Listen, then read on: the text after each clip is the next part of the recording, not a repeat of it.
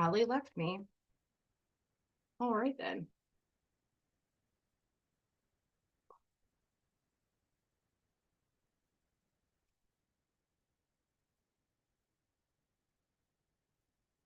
There she is. It yeeted me. I noticed both of you. I like looked up and like it says it's live streaming. Hopefully, I'm not just hanging out here on a live stream by myself. Well, no, you shouldn't have been. Because Restream said that there was an issue too. So, I mean, there's always a chance that we are now, but it's okay. So, they'll get over it and we can edit it out. I was about to So, be I'm just like, gonna keep myself off video because I'm, destined in the universe to not have video showing for anything. And that's fine, it is what it hmm. is. If you want, So, I can turn it off too. It'll definitely hide me flipping through books.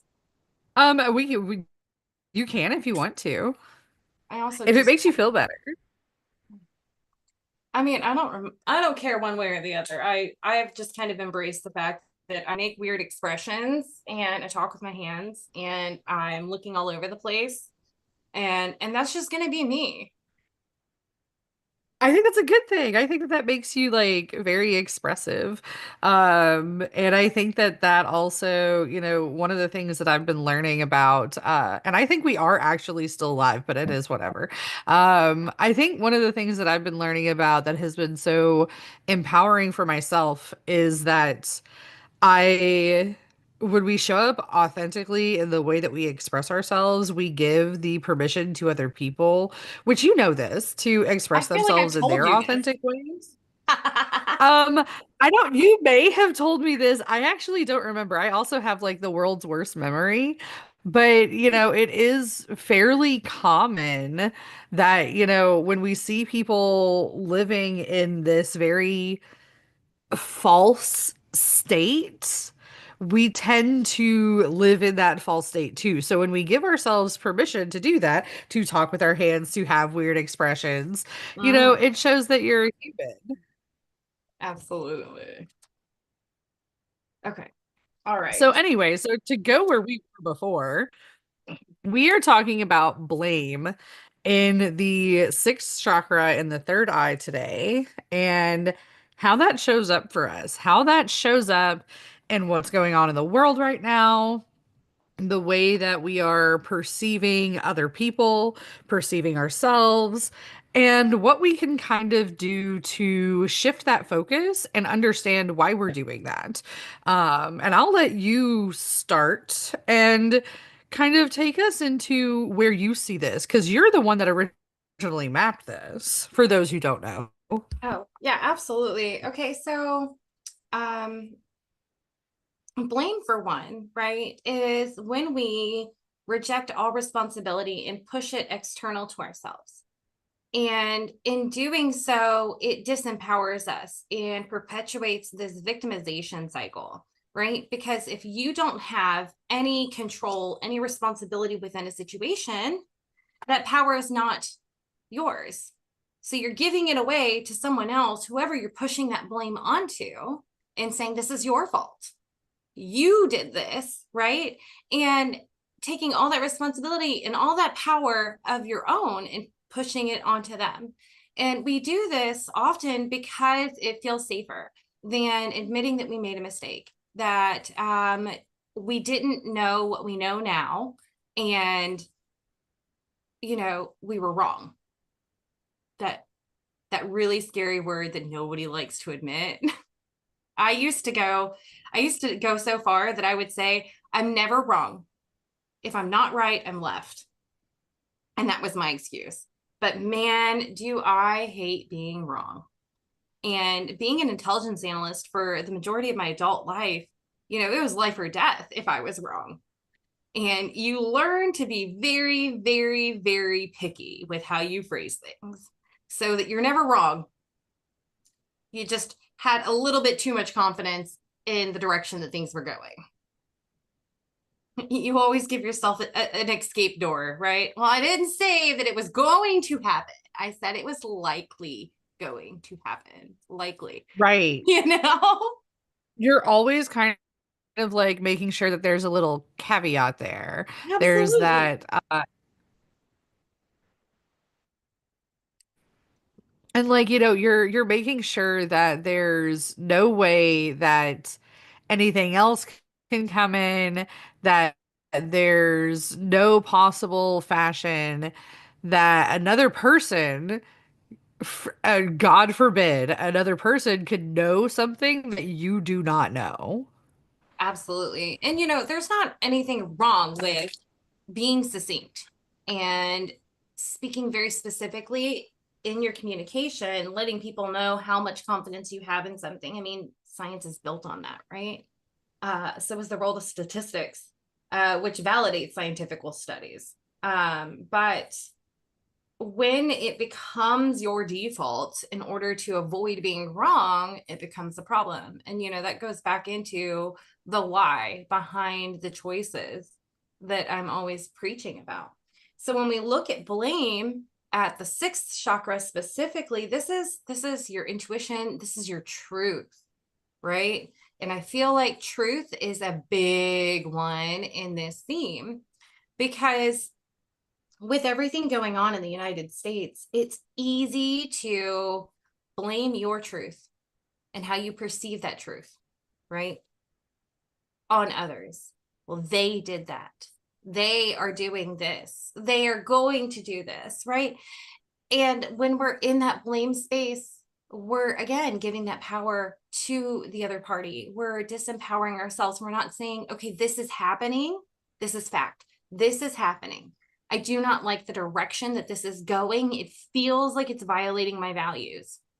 What can I tangibly control? What can I do in order to help shift the direction?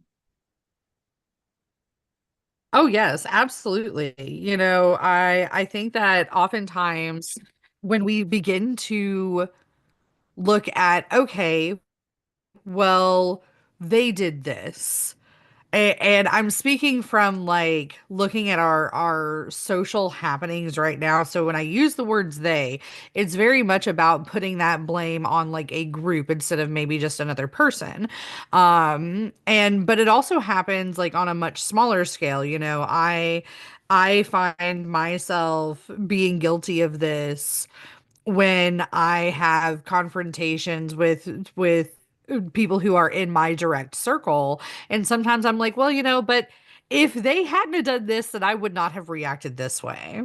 And that is such a common thing, I think, for us as people. That statement right there. Well, if you hadn't done that, then I wouldn't have done that. But you are the one who is responsible for the way that you react to things. To give an example, I actually had a situation with a friend of mine the other day. And in case she's listening, don't worry, we're good.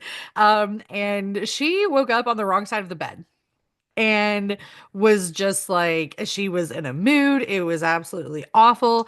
And I made a mention to her. I said, why are you so angry at the things that I'm saying? Just curious to know, had I done something wrong? Is there something we needed to talk about? Is there a way that we can make this open up? And her response was essentially, well, I'm not bad, but if you want me to get mad, I can. And I found myself after that devolving into this blame cycle. And all of these other things about her and this situation and the way that she responded to me. And I took a step back and I was like, you know what? This isn't what I need to be doing right now. I don't need to be throwing all of this negative energy, all of this idea that, well, she did this, she could have done this. And I just need to respond from my elevated self, from my idea of that intuitive opening, and go ahead and squash this now. And the way I responded to her was, I'm really sorry that you feel this way. I don't feel like we have had an interaction that really warranted this. So I'm going to take a moment and we can come back to this later. And instead of throwing so much at each other, we were able to come back later and be like, okay, she was having a bad morning. I was having like a very forward motion kind of a day. And those two energies just weren't jiving at that time. And really, we needed to come together and see how maybe I could have assisted her or come to a more plateaued ground instead of getting into this emotionally charged atmosphere. Absolutely. So I love that you told that story because it kind of gives me this beautiful segue because we were briefly talking about this before we started. But if you're familiar with David Hawkins' work, he has the levels of consciousness, right? And when you look at the map of the levels of consciousness, um, Blaine falls into the level of guilt, and the God view of this level of consciousness is vindictive, right? And when we're looking at blame, Yes. blame is very, very vindictive. And you look at life as things are evil, and it leads to destruction, right? And when I was going through my books, because I have a couple of different ones on his work, and if you have not read David Hawkins, I highly recommend it. But so in his introduction to this level of consciousness, he says guilt so commonly used in the form of blame by our society to manipulate and punish manifests itself in a variety of expressions, such as remorse, self recrimination, masochism, and the whole gamut of symptoms of victimhood. And again, that blame perpetuates that disempowerment and victimhood. Often, this is shown up in this preoccupation with sin, an unforgiving emotional attitude that is often exploited by religions. Now, I'm not saying that, if you're religious and you believe in sin, that's bad, right? That's blame. But what this does is it perpetuates this cycle of playing tag with responsibility. And when no one wants to take responsibility, nothing can change. And it's up to us to really look at what our roles are in each situation and lay claim to our choices, our behaviors, our words, our roles in those situations, and be willing to sit at the table and have those discussions, first taking responsibility and then seeking that understanding. Oh, absolutely. And I'm reminded of those conversations that we have with people, and they typically happen, this is also part of our development as humans. Um, it makes me think so much of that concept of the theory of mind, which I brought up to you before we started this episode today, because that's been what I've been going over in my class this week. Mhm. And this idea that we are capable of perceiving another person's experience through uh, this cognitive problem solving that we're given. And this progresses as we age, like as teenagers. And what you were just saying, all of that reminds me of all of those arguments that I had as my very confident, self-driven teenage self that replied to everyone with the word, but this, when they came to me with an argument or a need or an emotional output. And it was very much like, okay, so how are you blaming everybody but yourself? A lot of us going through those stages heard that from our parents, heard that from leaders and teachers and other educators who, would constantly tell us that we had to blame everything on anybody but ourselves. And I don't think that many of us understood what that meant until we were older. And it is that idea of, okay, our response to everything is but this. And it's not directing it to anywhere near us.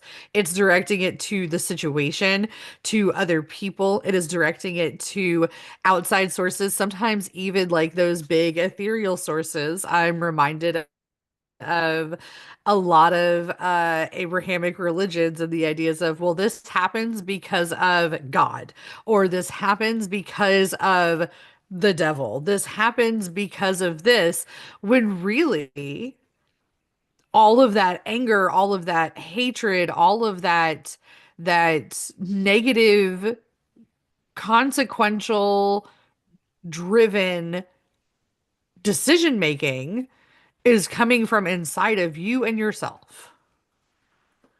Absolutely.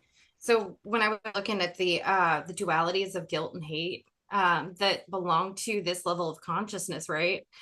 The attraction side is making judgments and punishing self or others, whereas the aversion side is surrendering to God, forgiveness of self or others. Um, so you're really attracting that level of consciousness through making those judgments, through pushing your preferences onto other people. Yes. And that I think is also a big part of those ideas of blame. Things should be like this. Mm-hmm. But again, Why aren't things like this? it ties right back into these are your preferences. This is your beliefs. This is your truth. And other people don't have the same experiences, don't have the same beliefs. They don't have to. They have different lived experiences that they've learned the world works in different ways. Um, and so your experience is not the experience of the billions of people that have walked this planet. And it is Yes. unrealistic to expect that to be the case. Oh, absolutely. We see that in the spiritual communities when we talk about people of color and other communities, indigenous communities, and there's a polarization on both sides of this that both fit into this. There's a balance that is needed there. And but a large part of it is this artificial understanding from the self that is very dismissive of the experience of those other communities and cultures. And we see it politically also in the ideas of diversity and minority acceptance. It's this inability to understand that the other person's experience may not be the same as yours. And that goes both ways. I was talking with somebody, I think it was actually last night. It may have been the night before. And we were talking about how all of these people's experiences are very valid. We can't tell a person who's missing out on work that they're not missing out on work. Well, at the same time, we can't tell a person who is being objectified and victimized by a culturally driven system that is made to do that, that that's not happening to them. We're not able to make those deciding factors and decisions for other people. And being able to take ourselves out of that, to step into our intuition, into that third eye, to have that objective observer view and understanding, we can understand that our truths are just as valid as another person's truth who may be totally different from ours. Absolutely. Now, I will caveat and say, if you are of that objectified party, right? It is a very dangerous game to put all of that responsibility onto that system. Again, because then you are taking all of your power away and putting that blame onto them. Now, I'm not saying it's your fault. Those are not the same thing, right? What I am saying though is you can look at your power, your locus of control, and find ways to shift and push that system to being more equitable for all people involved, right? Because the people that are creating the system do not have your experience, so therefore they do not realize oftentimes what they are doing, or in some cases they do, right? But regardless, being able to assume personal responsibility for how you participate or do not participate in those systems allows you to start making choices to shift the path versus just staying in this space of, well, it's just not, the world is not made for me. It's just not fair.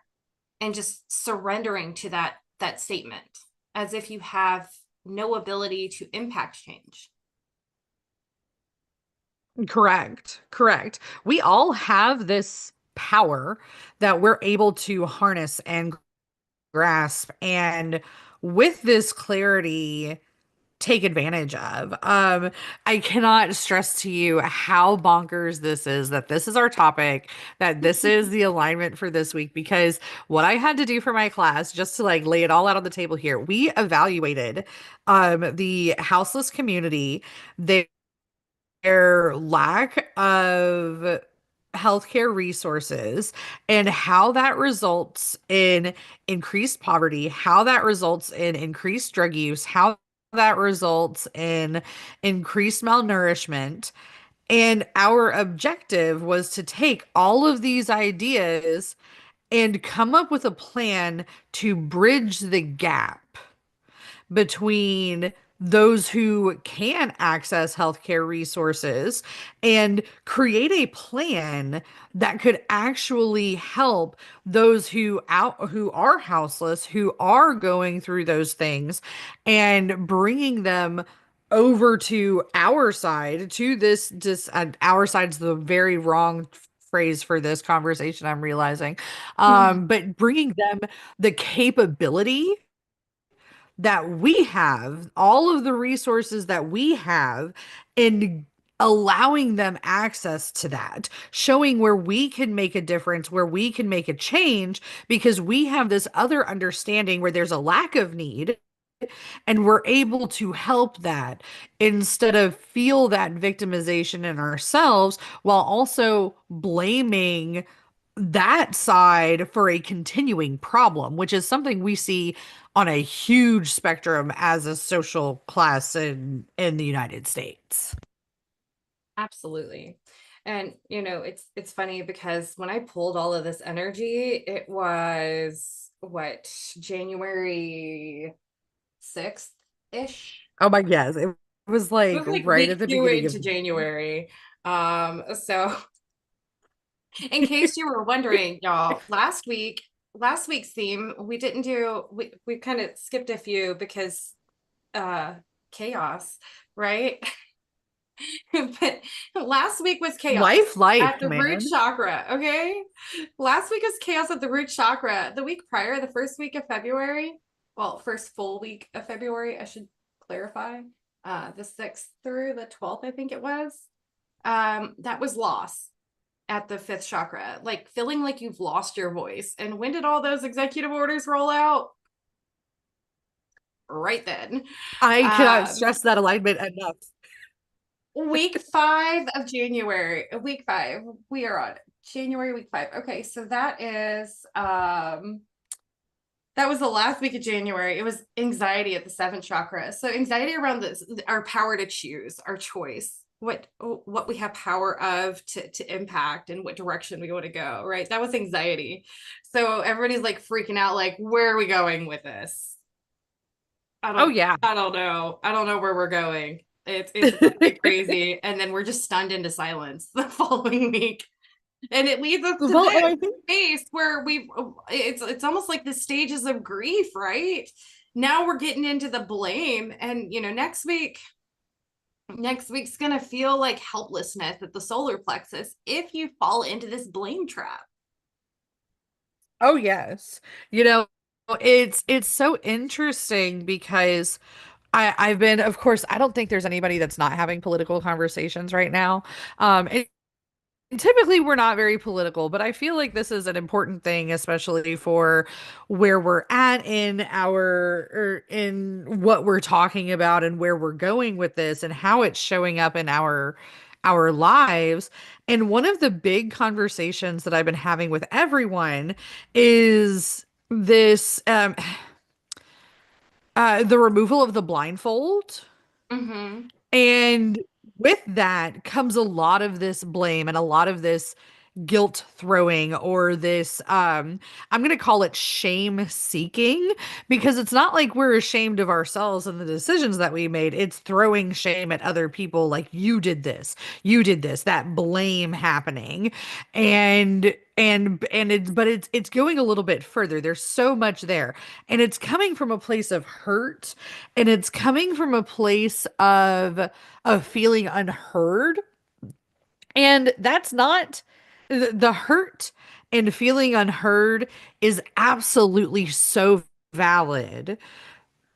And we need to take a look at all of the people who are also having those blindfolds pulled from their faces, and who are feeling that internal shame because maybe they were blind to things that were going to happen, or maybe they, didn't have all of the information for whatever reason before they did something to mitigate a lot of the things that are happening right now.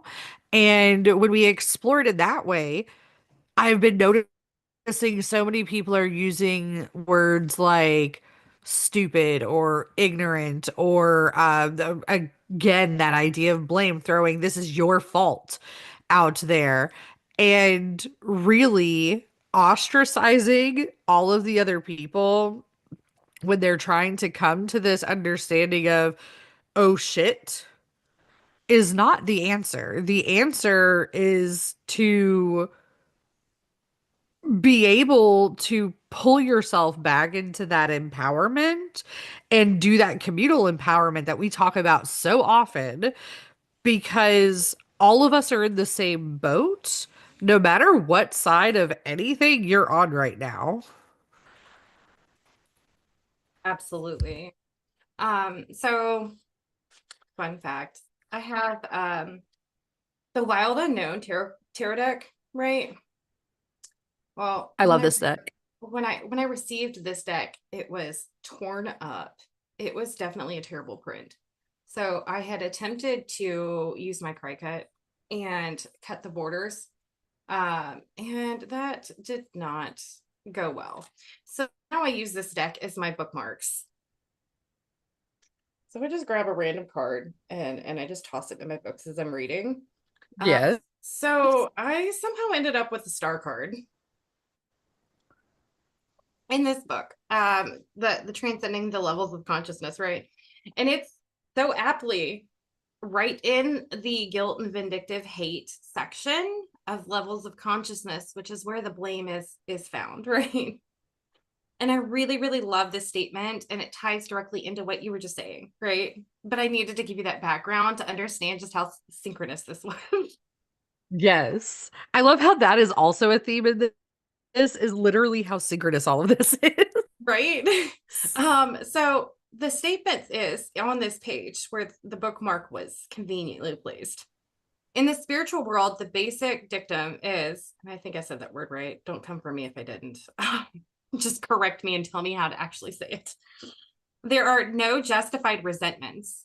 This statement is abhorred by the ego. Oh, yeah, it says, but what about so and so? And then it goes through its laundry list of litanies of horrors and violations of rights, injustices, presumptive arguments of ethics and morality. Every counselor, sponsor, or professional is familiar with such recitations. To recover, the question has one has to face is whether one wishes to cling to it and thereby get the juice or give it up. This is the point of decision without which healing cannot occur. So this is the point where we have to actually release that hate and choose forgiveness instead. Yes.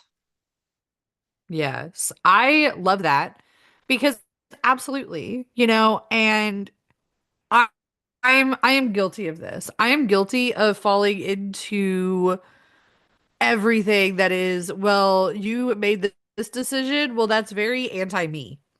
That's very anti all of these things. Mhm. And as children, and somewhere it gets lost in translation, but as children, we're often taught to hear out the other side of things. You know, we're taught this when we start learning about debate, when we start learning about different perspectives in literature. We are taught all of this of being able to understand what the other side of something looks like, to take in their situations, have this idea, and be able to share your personal experience with them and come to a set of conclusions. This idea of communal problem solving where we can come to terms and it be equals instead of throwing out all of these very attack-like statements. It's so interesting because as we go through high school and we get into our young adult years, we become very engrossed in determining our personal life path.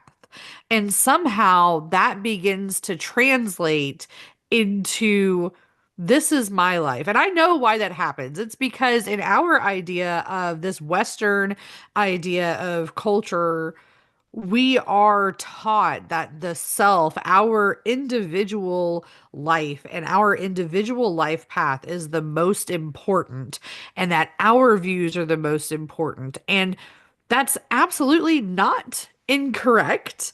And at the same time, it also closes us off so much from being able to have this idea of perception without illusion. You know, we can't be present for others and for all of the communities when we're cutting off their voices, their experiences, to kind of echo what was said before.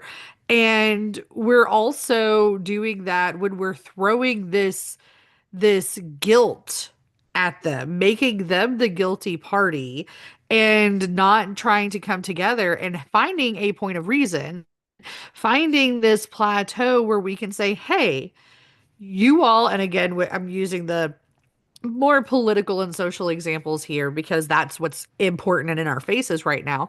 And one of the big topics has been jobs. I am here to tell you that no one can find jobs. It doesn't matter what color you are, who you believe in, no one can find a job right now.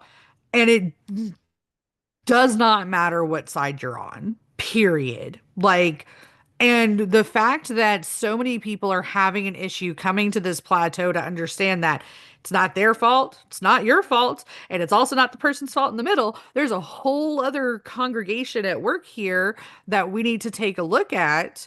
But it's taking away, it's becoming divisive. And when it becomes divisive, we're pulling the empowerment away from not only other people, but from ourselves. And we're giving all of that up. And it's so intense.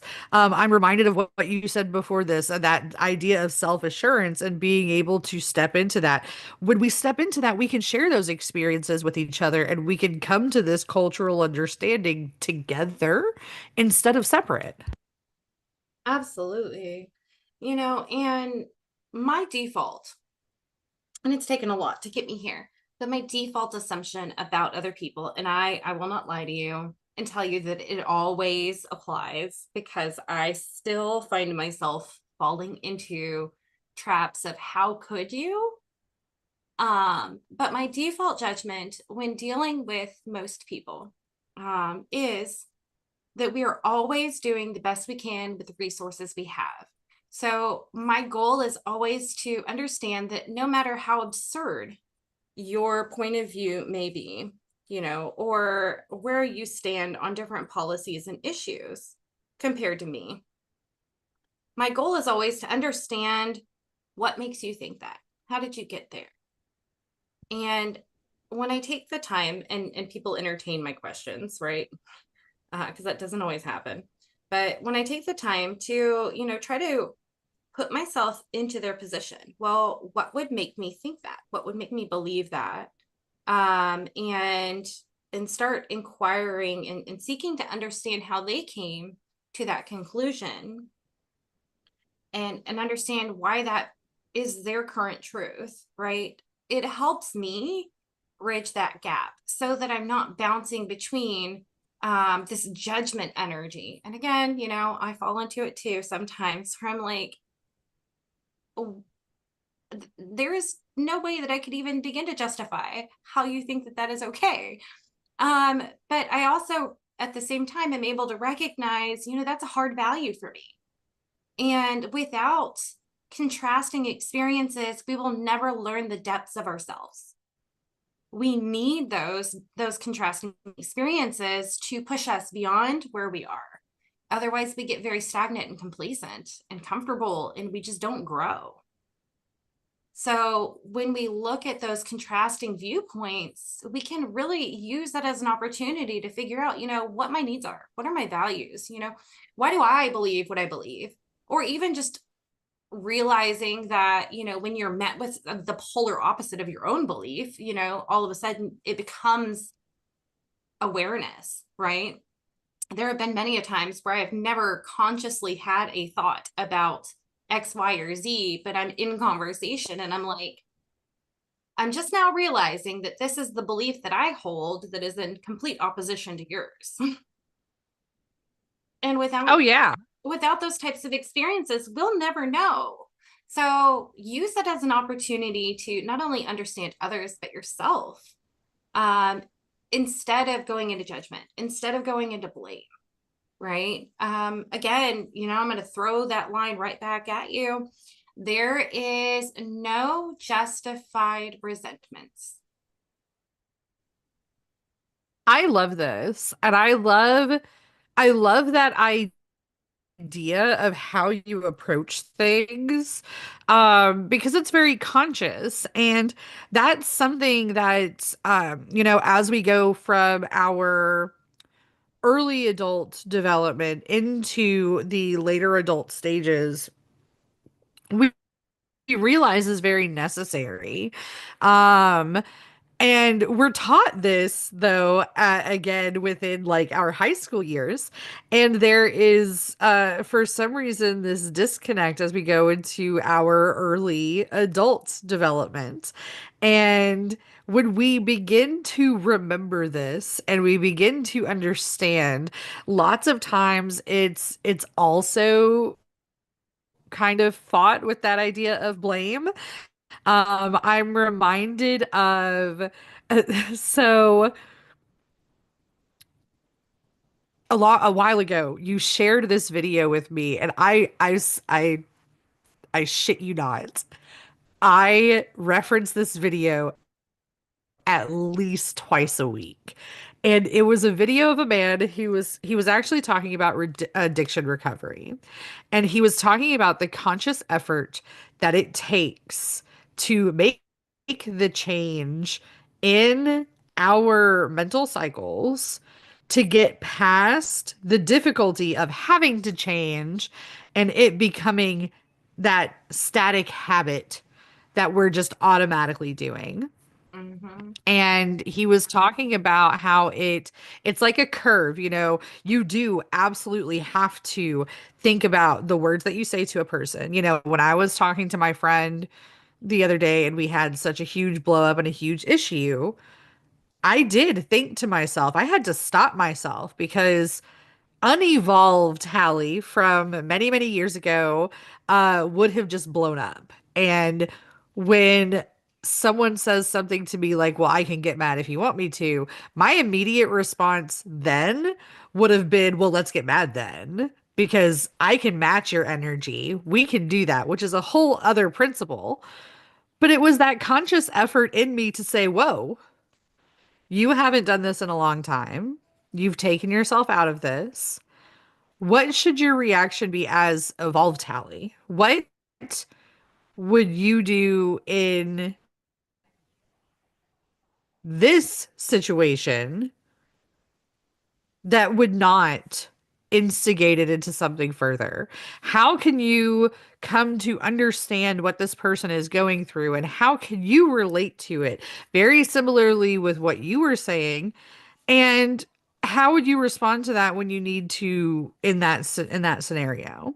Which is why my response was, I don't think that this has been deserved or instigated in such a way. Maybe we need to take a second. Maybe you need to wake up a little bit more. Maybe you need to have an epiphany moment of what's going on with you before we can continue having conversation. And it's that same idea of evaluating our next steps, evaluating the other people that we need to take into account when we're seeing things from different perspectives, morally, ethically, and you will often find that they're not morally unaligned with you. They're not ethically unaligned with you. They simply have differing information that fuels that same idea of morality and ethics. And we can come together on that. We can become communal on that. I also like how this is going back into that idea of like empowering when when you're feeling disempowered. And that idea of you said something so powerful before we started the episode. Guilt is the manipulation. Expand on that for me, please, because that like I wrote that down in big bold letters with stars next to it. Oh, goodness gracious. They just come out of my mouth. I don't have conscious thought of them. It just kind of flows out. And I surprise myself most of the time. Oh, That's a powerful statement because it oh, is. It's so the manipulation. okay. Let me grab the book I was looking at whenever I said this because I need the spark. Give me a moment. Um, okay. So this You're was the fine. passage I was reading before I started speaking. Guilt so commonly used in society to manipulate and punish manifests itself in a variety of expressions. Okay. So, and I've read that before, right? So we were talking about how guilt. Oh, I think were we talking about how we really, really, really hate being wrong? Well, we were, and we were also talking about the idea of that idea of like pushing the responsibility out onto others. Uh-huh. And yeah, it was how we hate being wrong and how it's very much, like, and all I can think about when I see this is like, and I keep going back to like this whole jobs thing, and I'm reminded of the South Park episode of when they're all going around going, "You took our germs." I don't know if you see that episode. It's hilarious. And at the same time, it exactly explains the idea of guilt as manipulation. I'm about to ask my autopilot. Ooh, I forget we can ask the AI to do things. Right. Now, okay, before I lose my thread and while I'm looking for this piece of insight you're referring to, I need some help understanding because I am stumped. Yeah. I feel like it's a very interesting thing to say. The phrase, well, I can get mad if you want me to. And like I'm trying to imagine any point where that has come out of my mouth and I'm coming up with nothing. And I don't understand what prompts someone to say that and what their underlying intentions are in saying that phrase. So in this particular situation, it was not, it came from a place of like literal discombobulation. Like it didn't have a purpose or a rhyme or a reason. And even she at that point said that she was like, I don't know why I said that.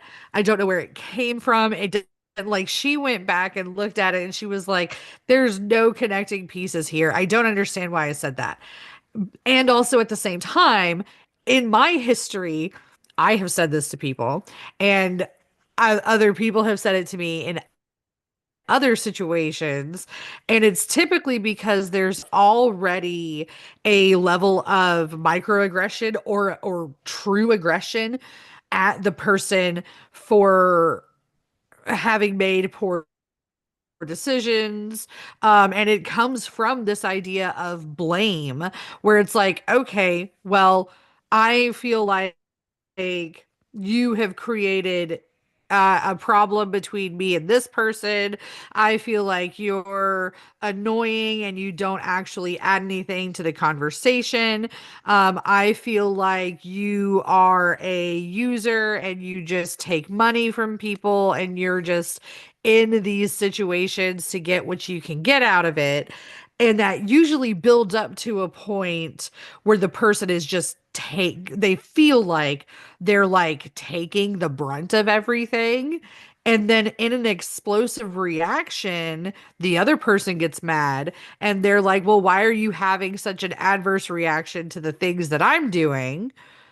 The angry person is looking at the person who feels like they're the brunt of the situation. And you're like, why are you getting upset because of my actions? And they're like, well, I wasn't upset, but now I am because you have given me all this reason to be upset and I haven't been upset. And now I'm going to get upset. It's usually this very instigatory trigger into a larger problem. It's very low vibration, very devolved type of an energy where we're in this primitive self and it's a very combative self. And no, it doesn't make sense. It really does not. Okay, because like in my brain, I was like, maybe like you're frustrated, but you're patiently just kind of exploring it, trying to understand. And someone's like, why are you Um, upset? it could be Um, taken that way, but it's usually much more manipulative and coming from a much more toxic place. okay. I would love our listeners to comment and share their experiences with that phrase because that's just an interesting um way to communicate. And I want to understand it. Okay, so Yes, I would also love I this. found it. So I was right. We were talking about that quote in Transcending the Levels of Consciousness. So the point that you heard was guilt is commonly used in society as a means of manipulation and punishment. And so that was that point where you were like, guilt is a manipulation tactic. And so what was happening within that space was trying to form words and concisely package this. So essentially, we make other people feel guilty by putting blame onto them in a way to manipulate so that we are able to dodge that responsibility, right? And avoid being wrong while also trying to externalize the emotions that we feel around things and justify and rationalize our beliefs when we feel like there is a potential that they could have been harmful.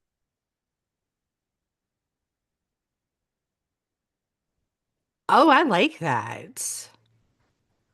That's an interesting way to look at that. I think that that gives depth to the idea of guilt. Uh, guilt is often so much that internalized idea of guilt. And I think that this puts a new perspective on it to show people that flip side of that perspective. Yeah, I mean, typically you would associate blame with like blame and guilt together through like that self blame, feeling guilt. Um, but it's an internal external experience depending on how you process and your comfort level with taking responsibility in uncomfortable situations. But when you're able to take that responsibility of, hey, I made a mistake, I didn't consider these things, and you start to really like own those pieces and those roles and responsibilities, it allows you to move into that learning space where you can start to apply what you've gained from that contrasting experience and start to shift and adjust your own choices and your own behaviors to integrate that.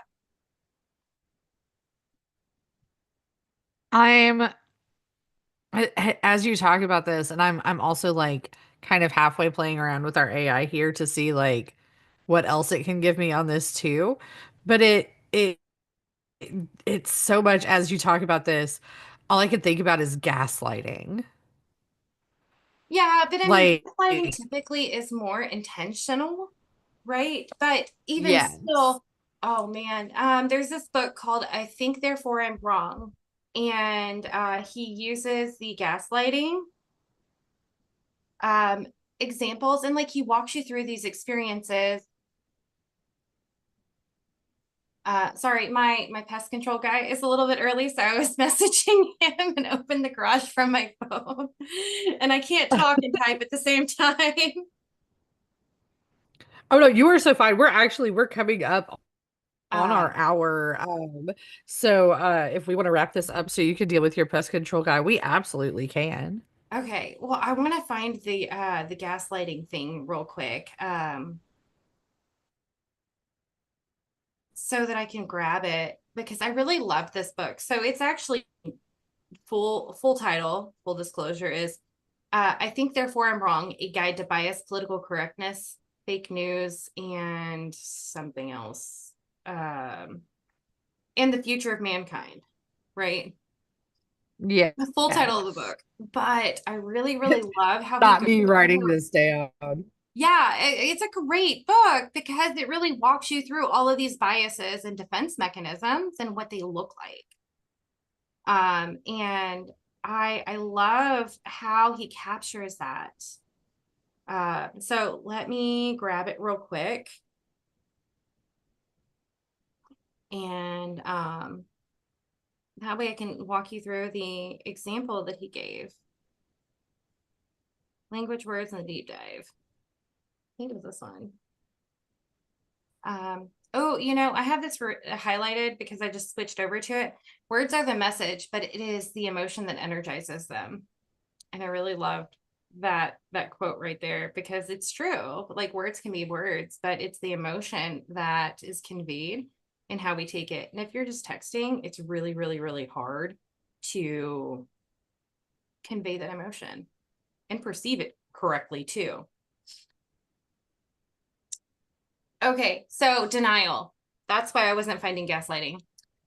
So the example that he uses, these are the defense mechanisms that are considered psychotic, which is different types of denial from disbelief, abdication of responsibility to physical conversion of symptoms, where the unconscious conflicts manifest as physical problems. So in denial, it was the wife saying, "You were really mean to me in the store." And the husband responds, "You're kidding me, right? I didn't do anything." And then you have projection within that, where the wife says, "You were really mean to me in the store." And the husband says, "No, it was you who were mean to me. You embarrassed me in the store by asking me that." Right. And then you have fantasy aspects of gaslighting, where the wife says, "You were really mean to me in the store." And the husband says, "No way. I was just defending myself. I thought you were going to throw that thing at me." You also have physical conversion, where it goes from "you were really mean to me in the store" to the husband saying, "I have such a headache. I think it's a migraine." And all of a sudden it's redirecting the conversation. Right. Right. And again, I really, really love this book because there's so many different defense mechanisms that are outlined, and they give you these tangible examples, and you'd be like, "Oh my goodness, I know that one. I get it all the time from so and so." I I love this. I am going to grab a link to this book and put it into uh the show notes Okay. also. Well, I want to also caveat off of that and say, I think it's really, really powerful to take this idea of blame and manipulation and guilt tripping and all of those things and gaslighting, right? And I think it's really, really powerful to see it as a defense mechanism, right? Because a person feels attacked and they are in turn trying to defend themselves because they had this idea of being wrong and this Yeah. fear of being wrong or this fear of, not enoughness or whatever it is.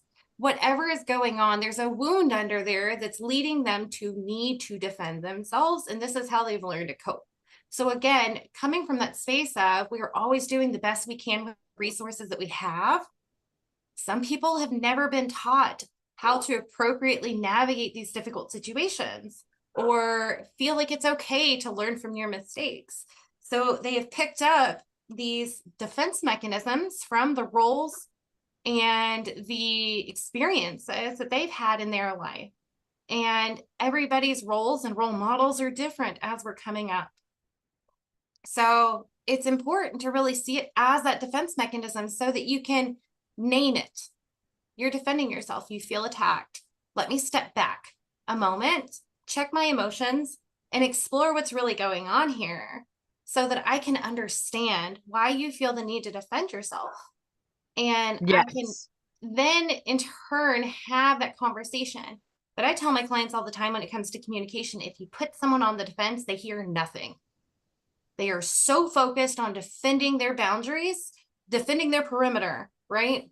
And counterattacking that they will not hear anything you have to say. And it's important to recognize that in how we approach difficult conversations too, because when we frame it as a very aggressive, not assertive, aggressive way or a blame directed way, you did this, it immediately puts people into defensive mode and you cannot have a conversation. So trying different things because each person responds differently, especially for your innermost circles, and learning how to approach those problems in a way that does not trigger those defenses can be really, really, really beneficial. Absolutely. I think that that part of what we often forget. And as you were talking about the fear of being wrong, I also, and not to start another thing, because we're not going to start anything because you have a guy that you have to deal with. Um, but I'm reminded so much of like the fear of rejection, because a lot of people attribute that simply to being rejected by maybe situations of just acceptance. But the fear of rejection is very much also having your ideas, having your experiences, having all of this, your life validity being rejected also. And that is sometimes a deeper wound that a lot of people don't realize that they have. And it usually comes from a lot of deep-seated stuff. And it is a lack of not understanding, not knowing, and it is tapping into your defense mechanisms because when somebody questions all of those things, all of your experiences, and this ties into the legitimacy of where this blame and this guilt is coming from. It often puts us in those situations where we need to, or at least feel like we need to activate our defenses, put up our walls, and sometimes even like we're fighting to survive, we're fighting for our rights to be valid. And that's something we're seeing a lot of that is going just right down this whole same pathway. Um, and it's so much, and all of that can be worked with within that third eye, and removing illusion, becoming that observer and taking in the full picture instead of limiting your scope of understanding. um it's so I much. love that you tied in the fear of rejection. That's the one I was initially looking for when I said fear of being wrong. I'm glad you gave that to me because it's absolutely like it is this belongingness wound. right? Which leads to that judgment, which leads to the projections, which leads to the defense mechanisms. It is this need to belong and be accepted that drives all of this energy that we've talked about today. And by just being accepting and open and being like, yeah, our views are different, but that doesn't mean you don't belong, is a really powerful space to hold. And Yeah. allowing that person, we are not supposed to be two circles transposed onto each other. Life is like a Venn diagram, okay? Everybody has intersecting points to one degree or another. Some people, the circles will almost completely overlap, and others, they will barely just touch. And there's only a sliver of sameness, right? But the world is not designed for everyone to have the exact same experiences, because where do we grow? Where do we learn from that? So in allowing ourselves to overlap to varying degrees with different people and just finding that common ground and allowing them to belong in that space because of that overlap allows us to really begin to explore those different points of view, those different experiences, and understand, what makes them think that way, what makes them believe such things. Where did that come from? How did we get here? And that can open us up to different experiences, different perspectives. We can solve problems in new and different ways where it's not a compromise where one person's losing and the other person's winning, or both people are losing. It's not a compromise, but instead it's a collaboration. Yes. I love that. A collaboration. I love that. Thank you for that. And before we fully end this episode, because you need to go and deal with your pest control guy, I want to remind everyone that you're valid. Your experience is valid. You are worthy of love and acceptance. Your story is worthy of being heard and understood. And you're worthy of finding community and not having to always feel like you need to blame, and you're able to step into your own empowerment. Um, I is just there want to anything in else there. you want to talk about today? I just wanted to add into your statements and affirmations. Welcome, friend. You belong Yes, here. absolutely. Everyone is welcome here. The aligned life is just that. We're aligned and we all align together, whether you can see it plainly or whether it takes a minute of us having a conversation with you. We're all aligned here. We're all in this. We are all on a giant rock hurtling through space at so many miles an hour, And y'all, please feel free to sharing that disagree experience. or throw in contradictory viewpoints to what we've shared, because again, those contrasting experiences help expand and grow. It's like plants being hardied through the winter so that they can survive new and different conditions, right? We need those Yeah. experiences to explore things from different perspectives. So share it all, whether you agree or disagree, that's okay. There is no right or wrong here. It just simply is. I love that. Yes, that is absolutely something that we should everyone, not just you all, but also myself, need to take to heart in absolutely everything. Well, thank you so much for sitting down with me. And it was nice to get back to this. And thank you to all of our listeners for sitting down with us as well. Please leave us your questions, comments, and concerns on any of the comments on any platforms. Feel free to shoot me an email at goddesslifecounseling@gmail.com with any ideas, also questions, comments, and concerns as well. And we will see you next time, friends. And we're going to be talking about, I'm flicking pages, helplessness. Oh, I like that one. I'm excited about that one. Yes. That's So a big one. until next week. Bye.